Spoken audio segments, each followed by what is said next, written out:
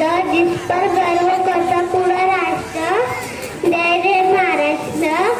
छत्रपती शिवाजी महाराजांच्या वीरों भूमी, ज्ञानेश्वर तुकाराम जैसे संतों की भूमि, किसी के लिए जन्मभूमि, किसी के लिए कर्मभूमि. कईयों ने दिए वतन के लिए बलिदान, यही से शुरू हुआ फिल्मों का निर्माण. और एक ही डॉक्टर बाबा साहेब आंबेडकर ने लिखा देश का संविधान. Thank you. छत्रपती शिवाजी महाराजांची